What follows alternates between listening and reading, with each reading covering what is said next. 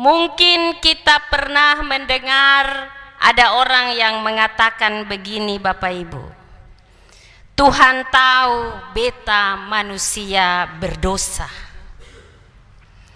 Terkadang ungkapan ini dilatar belakangi oleh perbuatan dosa yang berulang kali mereka lakukan. Bahkan merasa nyaman untuk tinggal di dalam dosa. Memang ungkapan ini tidaklah salah, karena Rasul Paulus juga mengatakan dalam suratnya kepada jemaat di Roma, dalam Roma pasal 3 ayat 9 sampai 20. Di sana Paulus mengatakan bahwa semua manusia adalah orang berdosa. Tetapi sesungguhnya dalam hal ini bukan menjadi alasan untuk setiap orang hidup dalam dosa. Sebab di dalam Kristus Yesus, setiap manusia yang ada di dunia ini diciptakan oleh Allah dengan maksud dan tujuan yang mulia, yakni melakukan pekerjaan baik yang sudah dipersiapkan Allah supaya kita hidup di dalamnya. Paulus mengatakan hal itu dalam Efesus pasal 2 ayat 10. Jadi tinggal di dalam dosa bukanlah tujuan hidup orang percaya, melainkan tujuan hidup dari orang percaya adalah hidup dan tinggal di dalam kasih karunia Allah. Roma pasal 6 ayat 1 sampai 14 yang baru saja kita baca bersama akan menjelaskan kepada kita bagaimana manusia berdosa hidup di dalam kasih karunia Allah. Tetapi terlebih dahulu mari kita tahu apa makna kasih karunia Allah itu. Bahwa makna kasih karunia Allah menunjuk kepada anugerah yang dicurahkan oleh Allah kepada setiap manusia. Bukan karena perbuatan baiknya, bukan karena pemberian-pemberiannya, bukan karena jasa-jasa kesalehannya, melainkan karena kasih Allah di dalam karya penebusan lewat Yesus Kristus. Bapak, Ibu, saudara-saudara jemaat yang saya kasihi dalam Tuhan Yesus, Rasul Paulus mengawali bacaan ini dengan memberikan penjelasan kepada orang-orang Yahudi atas pernyataannya dalam Roma 5 ayat 20 bahwa yang menjadi masalah teologi dalam ayat ini adalah di mana dosa bertambah banyak, di sana kasih karunia menjadi berlimpah-limpah. Pernyataan ini menuai banyak pertentangan, tetapi juga pertanyaan dalam sebagian besar kelompok orang Yahudi tentang kasih karunia yang menutupi dosa. Dasar pemikiran Paulus adalah hanya melalui karya penebusan Kristus Allah berkenan menyatakan kasih karunia-Nya yang berlimpah-limpah kepada umat manusia yang hidup dalam dosa. Kasih karunia Allah sebagaimana dinyatakan di dalam karya penebusan Kristus itu pada hakikatnya lebih besar daripada dosa-dosa umat manusia. Karena itu kasih karunia menjadi bentangan hidup dan karya Kristus yang sungguh mengasihi umat manusia. Kasih karunia Allah yang berkenan mendamaikan dan mengampuni sehingga di dalam Yesus Kristus terciptalah manusia baru untuk hidup baru di dalam Kristus. Namun hidup baru di dalam Kristus itu memerlukan kesungguhan, memerlukan ketekunan dan perjuangan, supaya manusia yang hidup di dalam dosa kembali kepada kehidupan yang baru. Paulus katakan dalam ayat 4 bagian firman Tuhan, dengan demikian kita telah dikuburkan bersama-sama dengan Dia oleh baptisan dalam kematian, supaya sama seperti Kristus telah dibangkitkan dari antara orang mati oleh kemuliaan Bapa, demikian juga kita akan hidup dalam hidup yang baru. Ada 3 hal yang mau diajarkan Rasul Paulus dalam bagian firman ini bagi kita. Yang pertama, hidup dalam ketekunan kepada Yesus Kristus. Bapak Ibu jemaat, kekristenan bukanlah suatu pengalaman emosi atau tidak hanya pengalaman pribadi, melainkan kekristenan adalah suatu perjalanan hidup yang nyata dan harus kita hadapi untuk dijalani.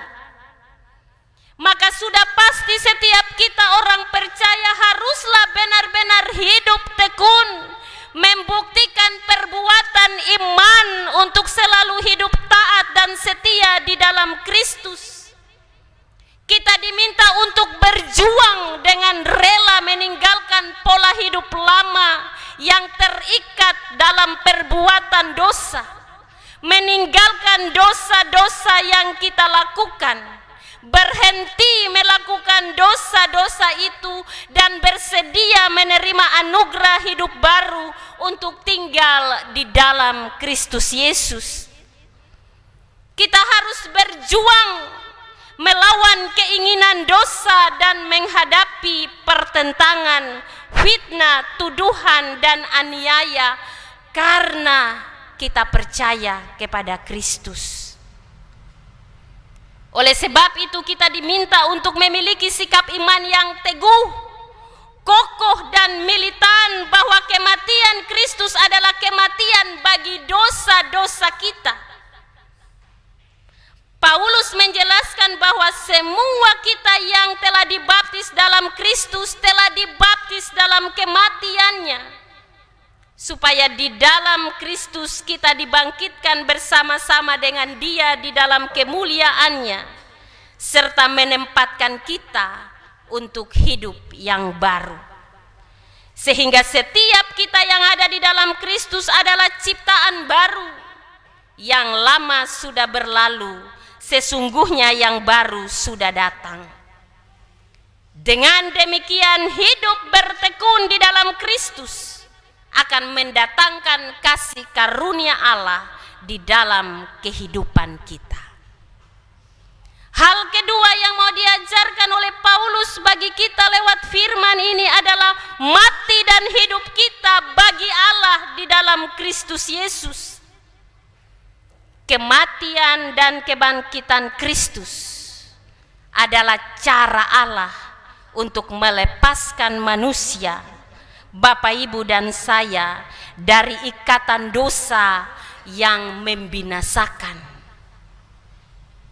Dan kematian serta kebangkitan Kristus menyatukan kembali kita dengan Allah, supaya kita menjadi anak-anak Allah dan hidup di dalam dan bersama Allah.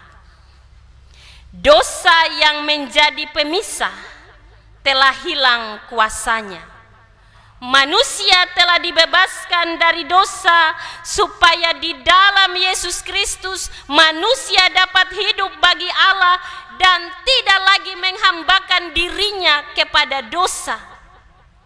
Kekuatan maut telah dikalahkan dengan kuasa kebangkitan Kristus, membebaskan kita dari kuasa dosa dan maut.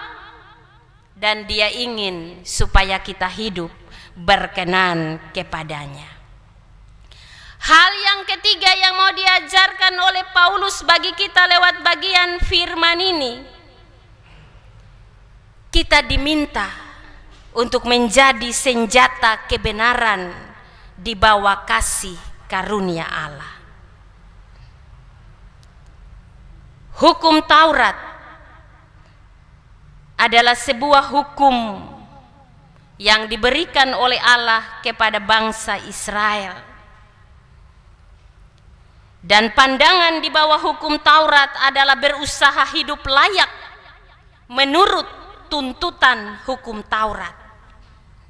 Sedangkan di bawah kasih karunia, Allah sendiri bertindak dengan kasih-Nya supaya kita dilayakkan untuk menerima anugerah penebusan dan keselamatan melalui Kristus Yesus. Jadi keselamatan yang kita miliki saat ini, yang kita alami, yang kita rasakan dalam anugerah Tuhan, bukan karena perbuatan baik yang kita lakukan, bukan karena amal kita, bukan juga karena persembahan kita, bukan juga karena kerja pelayanan kita, tetapi keselamatan yang Bapak Ibu dan saya terima sampai hari ini semata-mata hanya karena anugerah pemberian Allah.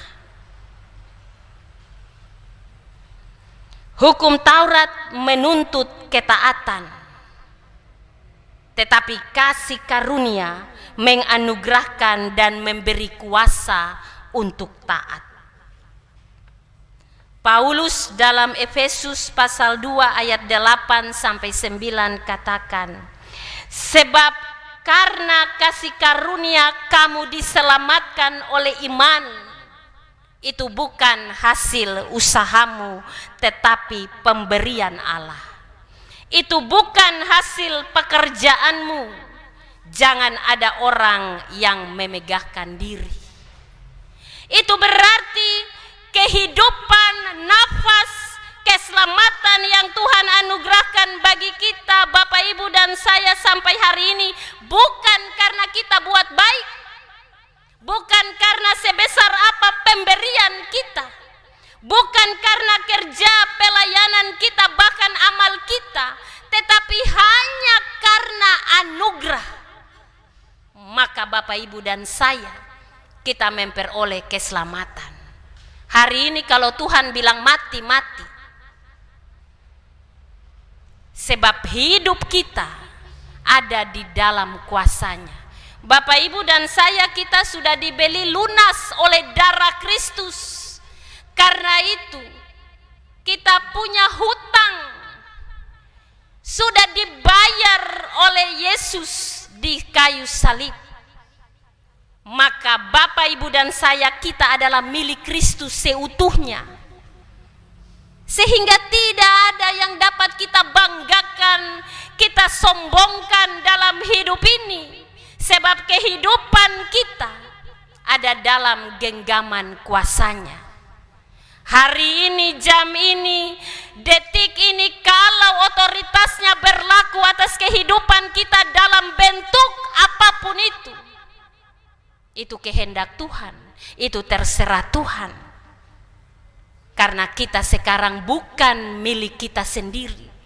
Diri kita, hidup kita bukan milik kita, tetapi milik Kristus. Sebab kita sudah dibeli dan harganya sudah lunas terbayar di kayu salib lewat kematiannya yang menebus dan menyelamatkan kehidupan kita. Maka kita tidak hidup di bawah hukum Taurat. Hukum Taurat tidak menyelamatkan kita, tetapi yang menyelamatkan kita adalah iman kepada Kristus Yesus oleh kasih karunia. Hukum Taurat berkata lakukan dan jangan lakukan. Ada perintah, kamu harus melakukan ini dan kamu tidak boleh melakukan hal ini. Tetapi kasih karunia berkata, sudah dilakukan. Dengan demikian manusia tidak berandil sedikit pun dalam karya penebusan dan keselamatan yang Allah kerjakan. Karena itu Paulus dalam bagian firman ini menegaskan, bagi kehidupan kita yang sudah diselamatkan oleh Tuhan dan diangkat dari lumpur dosa, kita diminta untuk tidak lagi menyerahkan tubuh kita ini kepada dosa. Kita diminta untuk tidak mengikuti keinginan-keinginan dosa dalam hidup ini, bahkan tidak boleh menjadi senjata kelaliman. Melainkan yang diminta dari bagian firman ini adalah secara total menyerahkan hidup dan tubuh kita kepada Allah untuk dipergunakan Allah menjadi senjata-senjata kebenaran bagi Allah. Mengapa? Karena pertama, kita telah dibaptis, kita telah ditebus dengan cara kemuliaan Allah. Kita bebas dari dosa. Kita hidup menjadi hamba kebenaran karena Allah telah memerdekakan kita melalui Kristus Yesus. Yang kedua, kita telah dipilih dan diangkat untuk menjadi anak-anaknya. Maka sebagai anak-anaknya, kita diminta untuk mengikuti segala perintah dan ketetapan Bapa dalam kehidupan kita untuk menjadi hamba-hamba kebenaran. Dan yang ketiga, tubuh kita adalah bait Allah, di mana di dalam bait Allah itu Roh Kudus yang bekerja dan berkuasa.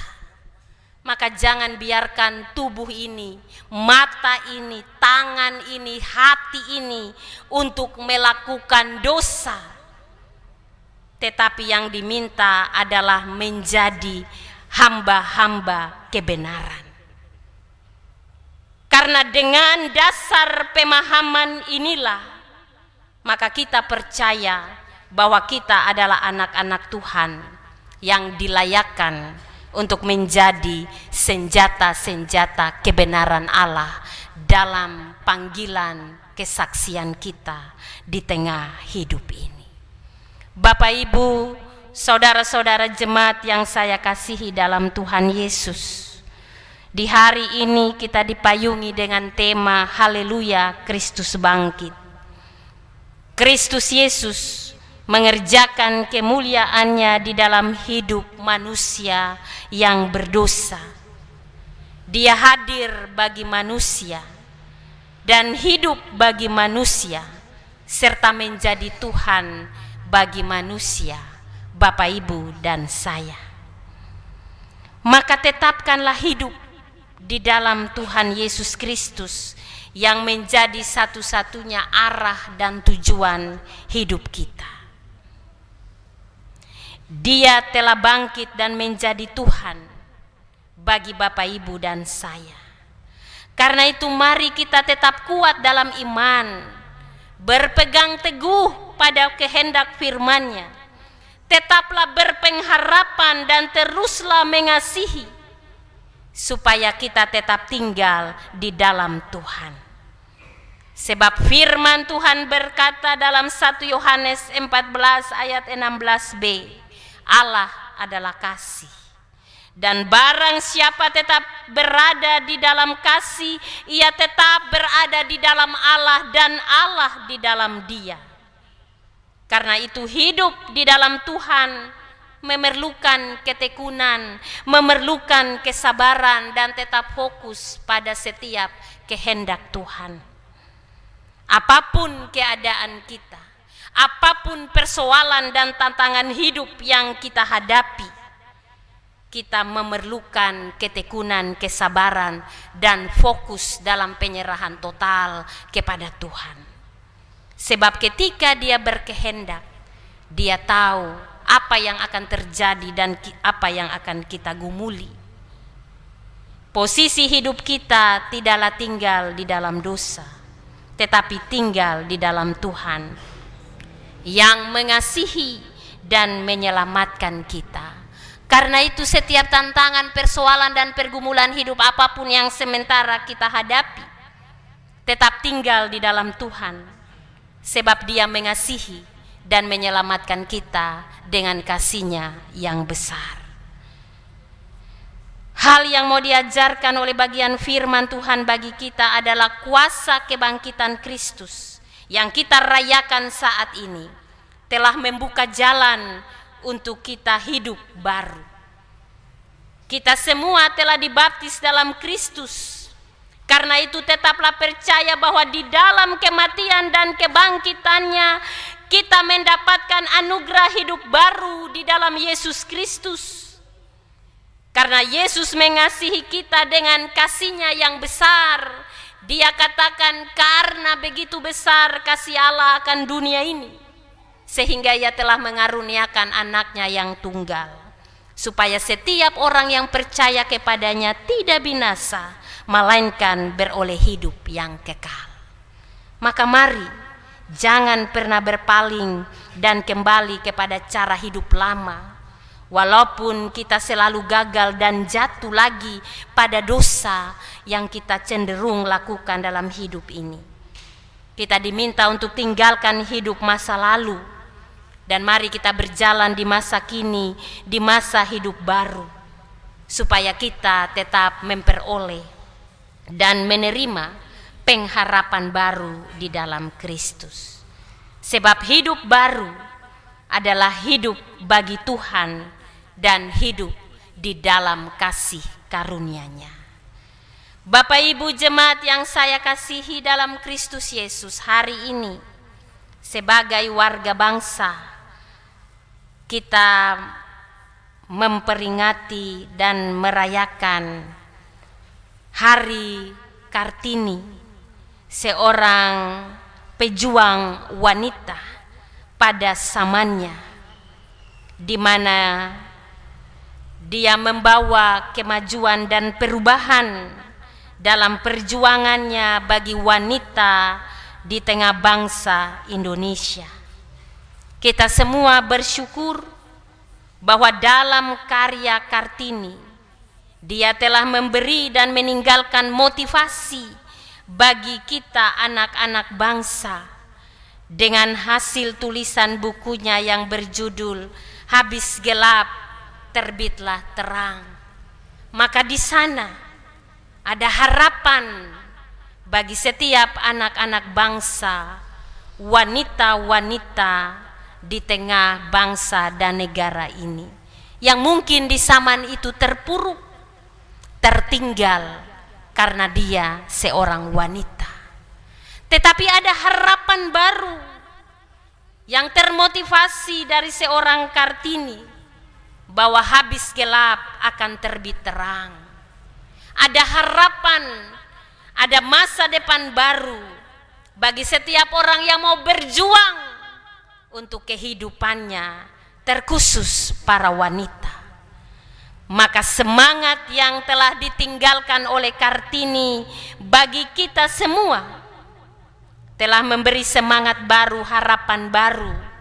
Dan bagi seluruh wanita gereja, kita diminta untuk memberi diri berkarya dan melayani seperti Kartini sebagai bukti pola hidup baru untuk menjadi senjata kebenaran Allah di tengah-tengah hidup yang Tuhan percayakan bagi kita. Mari kita tetap semangat dalam melaksanakan setiap tanggung jawab yang Tuhan Allah percayakan bagi kita. Kita melakukan pembaharuan dan perubahan, meninggalkan yang lama, lalu memasuki kehidupan baru dan harapan baru untuk menjadi saksi Kristus dengan kebenaran yang kita lakukan sebagai hamba-hamba Allah yang telah dimerdekakan. Tuhan memampukan kita untuk terus berkarya dan membangun kehidupan yang Dia anugerahkan bagi kita di dalam anugerah keselamatannya. Amin.